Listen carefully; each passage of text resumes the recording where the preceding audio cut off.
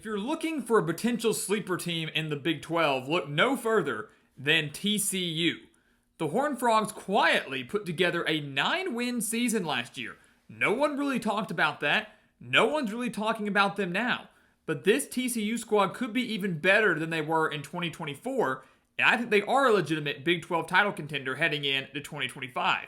You take a look at what they did last year. We mentioned a 9-win season. It easily could have been a 10-win season. They could have been in the mix for a Big 12 title berth or a playoff berth. They had a 21-point blown lead to UCF, led 28-7, ended up losing by 1 point. They lost as a nearly 17-point favorite to Houston, and then lost at the buzzer with no time left by 3 to Baylor.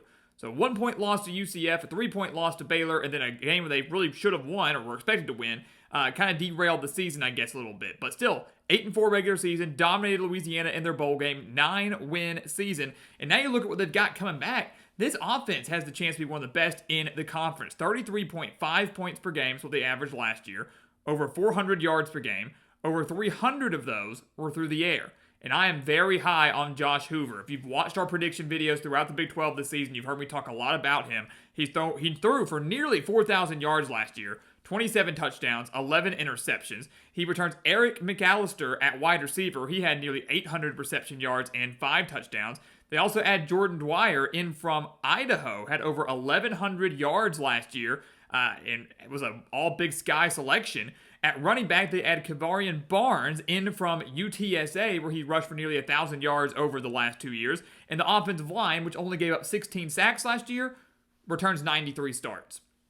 So you've got one of the best quarterbacks within the conference with a really dangerous, strong, accurate arm, some really good wide receivers to go along with him, an experienced running back at his disposal. This TCU offense I actually do expect to be better than they were last year. And again, no one's really talking about that. Defensively, also extremely strong. 8 starters are back from a unit that gave up just 24.6 points per game, only 346 yards per game, only 185 passing yards per game. So this TCU secondary was quietly one of the best in the country. The kicker for them is they're going to have to improve versus the run. The Horned Frogs allowed 160 rushing yards per game. That's not acceptable, and that's not going to cut it. If they want to take that next step, maybe find themselves back in the college football playoff, they're going to have to improve up front. 5 of their top 7 tacklers, though, do return, including their sack leader, Devian Deal, who had 5.5 sacks last year.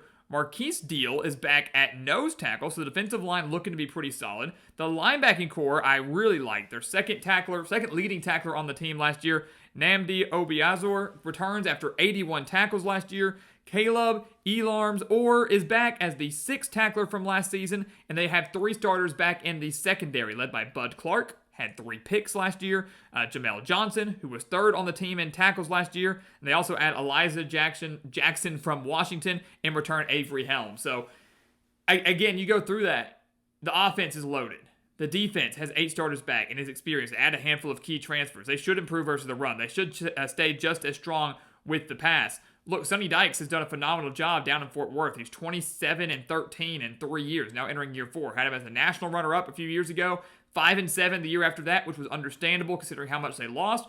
And they bounced back with a 9-win season last year. So clearly showing he knows what he's doing and clearly shows what he's capable of doing when he has an experienced team. You take a look at the schedule. TCU's schedule could be worse, but it is, it's tough, right? I mean, the North Carolina game is an intriguing one. Then you got to draw SMU, who made the playoff, on the road to Arizona State, on the road to Kansas State. They host Baylor, who's going to be good. They host Iowa State, who's going to be good. BYU and Houston on the road are trap games. So not an easy schedule by any means, but it certainly is manageable. And I'll tell you right now, I think they start 3-0.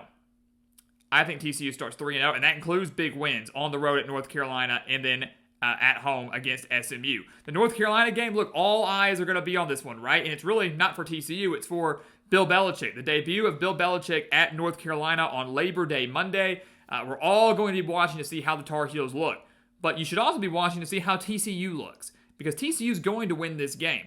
They are the more experienced team from top to bottom, continuity at the coaching position. They've got the quarterback edge with Josh Hoover. The Horned Frogs have won 11 straight road openers. I think they make it 12. Again, it's one of those things where everybody might be inclined to pick Bill Belichick in North Carolina, but if you really look at it, TCU is the better team on both sides of the ball, and they should be able to get the job done despite all the hype surrounding the Tar Heels. So give me TCU to win that game. They'll beat Abilene Christian, and then I think they beat SMU in the 104th meeting, 104th battle for the Iron Skillet. Look, they lost to the Mustangs 66 to, 44 last year? I mean, they got destroyed last year in a very, very bad way. And here's the thing. How did that happen? Well, it happened because SMU had a fumble recovery for a touchdown, a punt return for a touchdown, a interception return for a touchdown, and TCU finished the game -4 in the turnover margin. I don't expect TCU to turn the ball over as much as they did last year. And if they do, I don't expect the majority of those turnovers to be returned for a touchdown, right? TCU is going to take much better care of the ball. If you remember last year, not only did they get destroyed by their rival, not only did the offense not play that well, Sonny Dykes also got ejected in that game. So this is the game where I think TCU is just fired up across the board. They don't make as many mistakes. Dykes angry and ready to redeem himself. His team ready to redeem themselves at home now against an SMU team that, of course, has playoff aspirations again. TCU is going to get their revenge. They are 3-0 heading into the bulk of conference play. And who do they open up with? The reigning Big 12 champions in Arizona State. And what a great game this is going to be, right? This is going to be a blast. For me, it's like a battle between TCU's offense versus Arizona State's defense. We're going to see a lot of that for the Sun Devils throughout this year. But on a Friday night out in the desert, I'm going to have to go with the Sun Devils. You know, I look at this. Can Josh Hoover alone win this game through the air? Because Arizona State has a really good secondary, right? So if the running game can't get going, and I don't expect to have a great day, can he deliver against this elite of a secondary on the road? I'm going to say no. And I also factor in that, you know, Arizona State's defense, I think, is better than TCU's, and Arizona State's offense can match TCU's. They've got a veteran quarterback returning. They've got their top wide receiver returning. They've got a ridiculous good running back coming in from Army. So these two teams are actually fairly similar, but I like Arizona State just a little bit more. They get the win on the road, or get the win at home. TCU drops it on the road, 3-1, but they'll beat Colorado to be 4-1, as the Buffaloes are kind of dealing with life without Shedeur Sanders, without Travis Hunter. It might take a little while to get going, and naturally are going to take a step back from their 9-win season. So then it goes into big game number 2, right? I mean, they've already got 2 big wins over North Carolina SMU, but then they play one of the better teams in the conference on the road again, this time at Kansas State. And the million-dollar question here is whether or not TCU, who gave up over 160 rushing yards per game last year, can stop a Kansas State offense that averaged over 200 rushing yards per game last year. I'm going to say they can't. Give me Kansas State to win this game in Manhattan. Avery Johnson and Dylan Edwards and an underrated core of wide receivers. I talk so much about Kansas State running the ball because that's what they want to do. That is what they're good at. But if Avery Johnson does improve as a passer, the wide receivers he has at his disposal are dangerous and going to be really, really good. Factor in Kleiman's got 5 starters back on defense, maybe a defense that's better than last year. They should find a way to slow down this TCU offense, especially at home. The Horned Frogs take their 2nd loss of the year, and then they go into their big game at home against Baylor, a rivalry game against the Bears, which TCU should have won last year. You could argue they lost by 3 at the buzzer. Baylor kicking a field goal as time expired to win that game. Was it 37-34? But outside of that, TCU has dominated the series, right? They've won, 8 of the last 10 against Baylor, and I think they get the revenge now at home.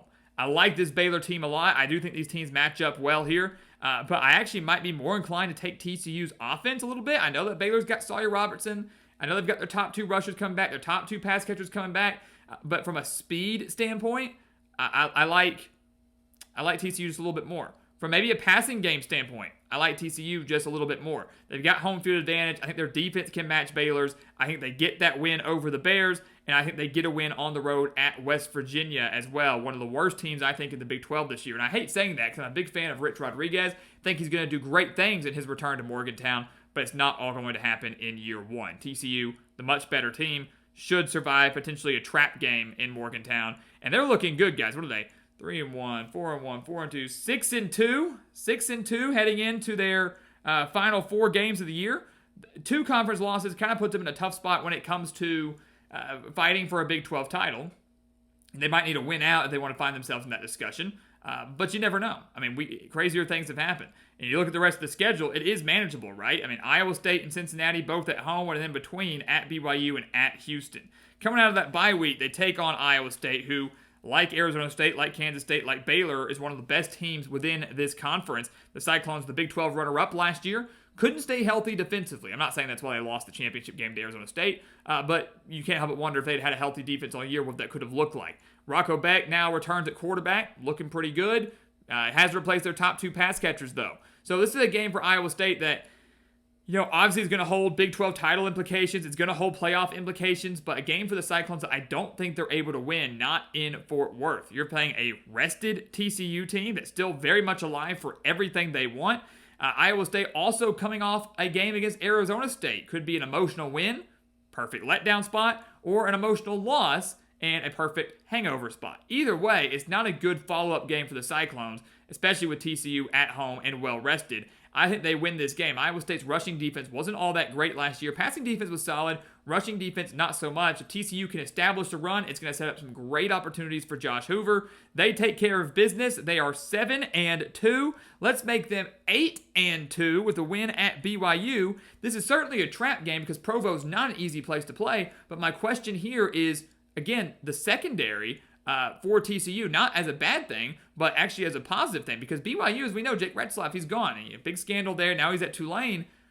Who's going to be their quarterback? And whoever it is he going to perform well? Can he perform well against this strong TCU defense that, again, only gave up about, 185 passing yards per game?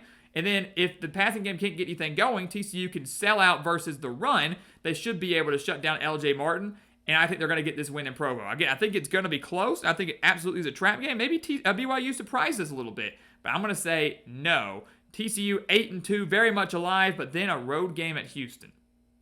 And that's an interesting one.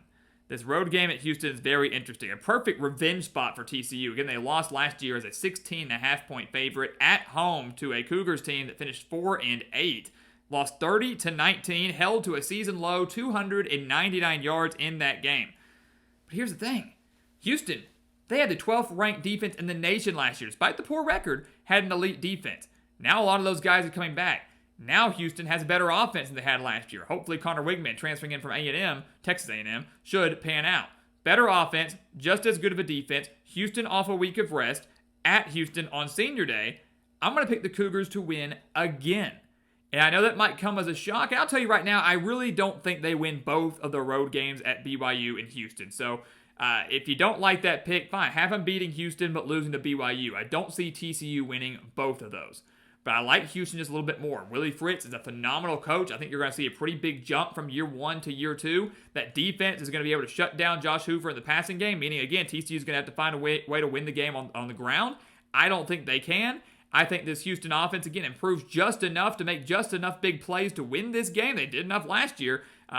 They're going to get this win at home. That's what I feel confident in. Again, if you don't like that, have them lose to BYU and beat Houston. They will not win both those road games, though. So TCU takes their third loss of the season. Any hopes of maybe slipping into the Big 12 championship probably gone now with their third conference loss. They come home senior day against Cincinnati, a team they beat by 7 last year on the road, and I think they'll do it again now. The Cincinnati team certainly has improved, should get to a bowl game in year 3 under Scott Satterfield, but at home, looking to bounce back after that heartbreaking loss, looking to clinch a 9-win regular season. TCU's going to get the job done. And all in all, I think that's a successful year for the Horned Frogs. Look, it's not an easy schedule. They've got a lot of talent. They find a way to win 9 games, a shot at 10 if they can win their bowl game. Not good enough to get to the Big 12 championship, not good enough to get to the Cashapp playoffs, but I'm not really sure those were the expectations coming into the season anyways. The expectations coming into the season were to be improved, to remain competitive, and be in the hunt. And they will be in the hunt. By late November, they'll be in the hunt. I just don't think they end up getting there. They improve on last year's win total. They went 8-4 in the regular season. Now we've got them at 9-3. Sonny Dykes continuing to do a phenomenal job down in Fort Worth. If he goes 9-3, his overall record would be 36-16 in 4 years with the Horned Frogs. It's a pretty dang good stretch. Things continuing to be just fine down in Fort Worth. Sonny Dykes continuing, as we said, to do a phenomenal job. No concerns about the future whatsoever. And to me, a successful year for the Horned Frogs in 2025. So guys, as always, thank you so much for watching us here at the Gridiron Expert on YouTube. Make sure to continue to like, comment, subscribe, share our videos, and check out everything down in the description below. That includes our website, thegridironexpert.com, home to our expert picks, some of the best college football and NFL spread picks in the entire country. Do not miss out on those. The link for it down in the description below, along with our weekly newsletters, also over on thegridironexpert.com. Take advantage of those and become a member of our GE Nation today. And once again, as always, thank you so much for watching, and we'll see you next time right here on the Gridiron Expert. Yeah.